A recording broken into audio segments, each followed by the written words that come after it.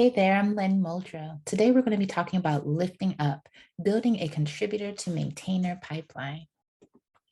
Just a quick introduction. Again, I'm Lyn. I'm a maintainer advocate here at Tidelift.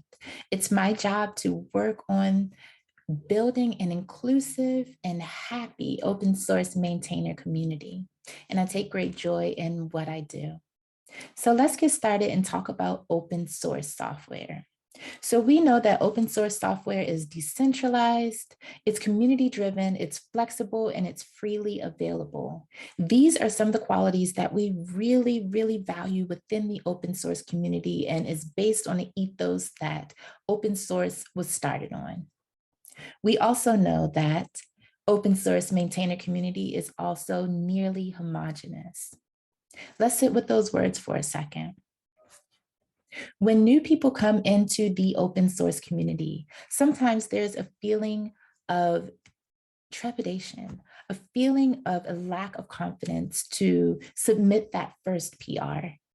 The Linux Foundation did some research on DEI in open source, and some of the things that they found were really eye-opening. I want to share some of that with you. They did a survey, and of the survey respondents, 30% report that some aspect of their identity was a factor in them not contributing to open source. Of the people that wanted to contribute, they were 2 times more likely to have experienced a threat of violence if they were of the non-binary, LGBTQIA+, or people with disabilities community. And when participating in a project, 30% were unsure if codes of conduct would be enforced. Some of the things that maybe go through a person's mind as they're beginning to contribute will be, well, will my PRs be merged? Am I good enough to do this? And will I be respected for my skills? It seems that we have a big problem. And what we found is that the lack of access and confidence in joining open source leads to a leaky contributor to maintainer pipeline. So you may be wondering, like, well, what do I do to fix this? What's the solution? And I have a couple for you. So to lift up engineers from contributor to maintainer, we want to decentralize the responsibilities that we're offering to those who are contributing. We want to create community-driven opportunities that lend to a more inclusive space. We want to be flexible in our issue processing and offer different ways to contribute through the issue processing space. And we want to create the space to mentor and support. What are some of the ways that we can start to now decentralize these responsibilities so that we create the space for all to contribute and to share their skill? Some of those ways include delineating all levels of task in your README. So when you introduce someone to your project as an open source maintainer, making sure that you are listing things that are at the beginner level for that platform, for that language, for what you're trying to do is so important to helping that person get to their first PR. Giving tasks that meet an advanced level will also help for people to feel that they're engaged in your project in a real way. It'll give people a sense of pride to know that they can take a task and it suits them, and that's something that they can do and they feel confident to push that PR on up to you. You can also create this space by opening opportunities for documentation, project management, and maintenance. These are all tasks that are important to an open source project, especially one that has grown larger and that is supported by perhaps enterprise level applications. Having a robust set of documentation, having project management in place so that all of your contributors know what they're doing, know what issues they're working on and that, and having a maintenance plan that keeps your license and different things updated is really important to helping to decentralize some of the responsibilities that you have on your plate as an open source maintainer. Also, being clear in your code of conduct and the behavioral expectations around your project is going to allow for people to feel more comfortable to contribute in a space that they don't feel will be harmful to them. Decentralizing responsibilities in this way also includes allowing others, allowing your top contributors, allowing people who have the aptitude for that for that type of maintenance to share their skills, right? So those are some of the ways that we can start to decentralize responsibilities. You also want to create an inclusive culture around your project by creating community-driven opportunities for all to contribute that represent different communities that may not be in the ecosystem of your project currently. You can allow collective voice in the decisions, the larger decisions that you have about your project, whether it be for big updates, feature requests, that sort of thing, by creating a poll or creating a way for you to meet and to hear the voices of those who are contributing to your project. And that way you'll create a collaborative space where people feel ownership over the work that they're contributing toward your vision and your goal.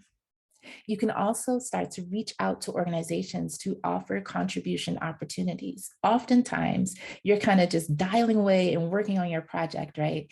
And you realize that you need some help, but sometimes you just have small maintenance tasks to be done, or tasks that, maybe a contributor who is of advanced level would feel is not something for them. This is where you can create the space for different organizations like Hack the Hood, Women Who Code, Resilient Coders, where those who are learning to code, learning about open source can jump into your project and contribute in a real way, thus giving them maybe their first contribution and first taste into open source, and giving you the space to work on those bigger tasks, knowing that your maintenance tasks and the things that you'd like to delegate out are done by those who really benefit from that experience.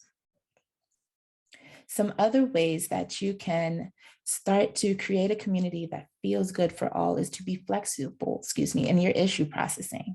Allowing for different ways to contribute by using the GitHub tools for project management that are built into the platform, or indicating good first issues very clearly, are ways that you can really show that you are creating the space for all to contribute. This, I want to really emphasize is here that when you create the space for all to contribute, you build that confidence, you build that aptitude, and you build that retention that you need to kind of get people not only into open source, but confident enough to build something on their own and become an open source maintainer like yourself one day.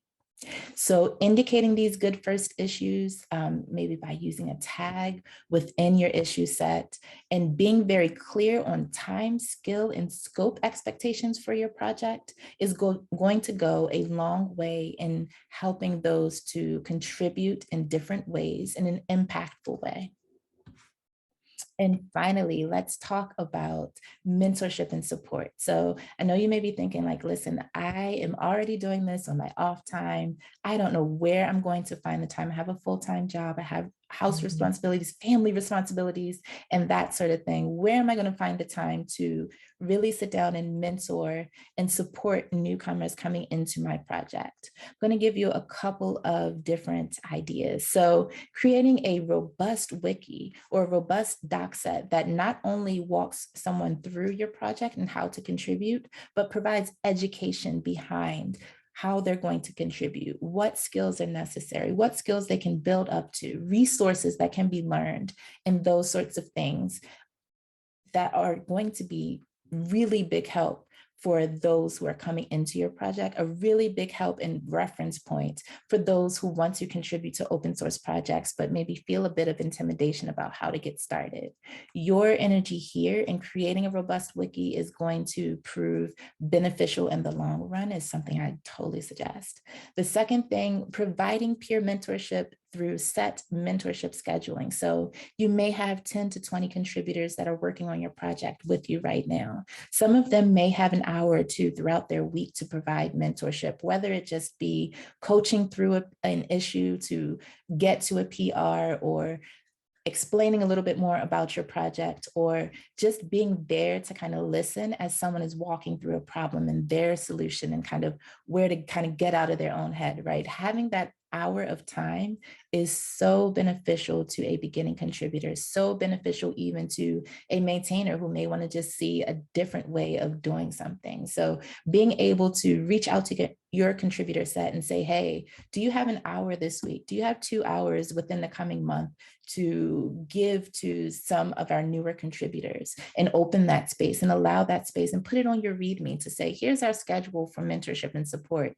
Join this Zoom at X time and come in and let's chat about our project. I think creating that space and even just having the availability of that mentorship and space is going to really mean a lot for those who are coming in to contribute with you.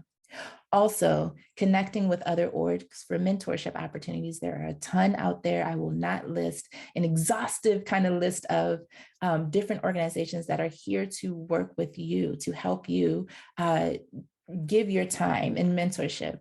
So definitely look up some of those and connect. I know now you're thinking like, Lyn has given me a ton of extra tasks, right? To add to my plate, to add to my already busy schedule. But I'm going to tell you that these extra tasks are worth it. It's worth it to heal this leaky pipeline. It's worth it for you and for your project and for the health of the open source community. The Linux Foundation had a really good conclusion that I think really fits the bill here. The free and open philosophy at the heart of open source has brought such advancements, right? But the same ethos is not being shown through the either intentional or unintentional exclusion of others within the open source ecosystem. If we are looking to push further to the next generation, if we're looking to build more, to build faster, to move fast, to stay safe, if we're looking to do those things, we want to make sure we're doing that with our eye on inclusion. We want to make sure that we are creating the space for contributors to really dive in, to provide help and impact on your projects, and to feel that confidence and to gain that assurance that they can too be an open source maintainer. The way that we're going to heal this pipeline is through collective action, just as we've created this open source community. I'm counting on you all to do these tasks, these extra tasks that are worth it, in order to open your community to all, to open source to all, and to make our community more diverse and inclusive. I appreciate you. Thank you so much for listening in. If you want to look at the research that I've used for this chat, definitely check out the Linux Foundation's DEI and open source report. And if you want to connect with me and talk more about how we can heal this pipeline, connect with me on Twitter at Lyn Muldrow. I really appreciate you, and I thank you so much for tuning in. I hope you enjoy Upstream. Take care now.